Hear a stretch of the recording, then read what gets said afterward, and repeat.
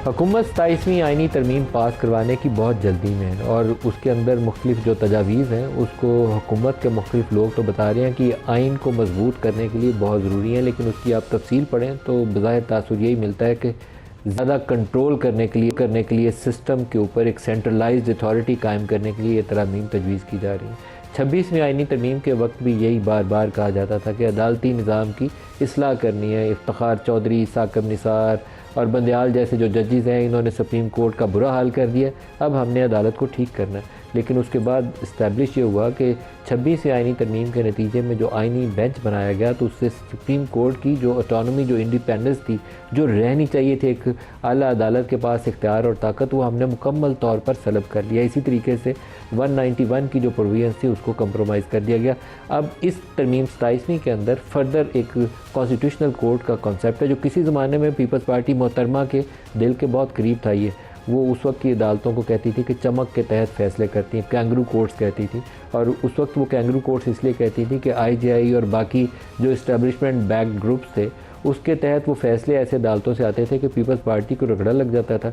और नवाज़ शरीफ साहब इस्टेब्लिशमेंट के जिस ज़माने में करीब होते थे, क्योंकि 2-2 3-3 साल के साइकिल थे, कभी वो करीब होते थे, कभी वो जेल में या पाकिस्तान से बाहर होते थे, तो उस वक्त उनको वो अदालतें सपोर्ट करती थी।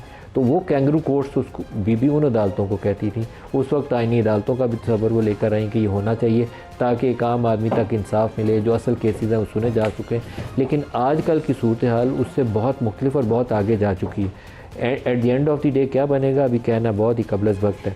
इसी तरीके से आर्टिकल 243 के अंदर जो तरमीम तजवीज़ की जा रही है, इससे कुछ मिलती जुलती चीज़ें 26वीं आइनी तरमीम के वक्त भी आई थी। PTI उससे बहुत शोर मचाया। मौलाना फजल रहमान जो थे उनके यहाँ बैठक सजती रही।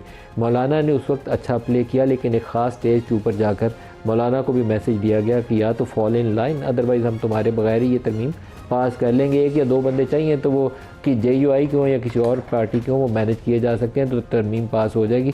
तो मौलाना साहब अल्टीमेटली जो थे वो उस हार्ड लाइन से पीछे हट गए। PTI वाले बार बार इमरान खान की इजाज़तनामा लेने जाते थे। PTI ने उसके ऊपर बहुत अच्छी सियासत नहीं की। उन्हें पब्लिकली कुछ इश्यूज़ के ऊपर पोजीशन लेनी चाहिए थी, जिसमें आइनी बेंच के ऊपर भी उन्हें पोजीशन इख्तियार करते हुए अंदर एक फ्रीक बनना चाहिए था। लेकिन वो पहले तो मुशावरत में शामिल रहे, मौलाना के ज़रिए मिलते भी रहे, आते भी रहे, जाते भी रहे, फाइनल स्टेज पर पीछे हट गए।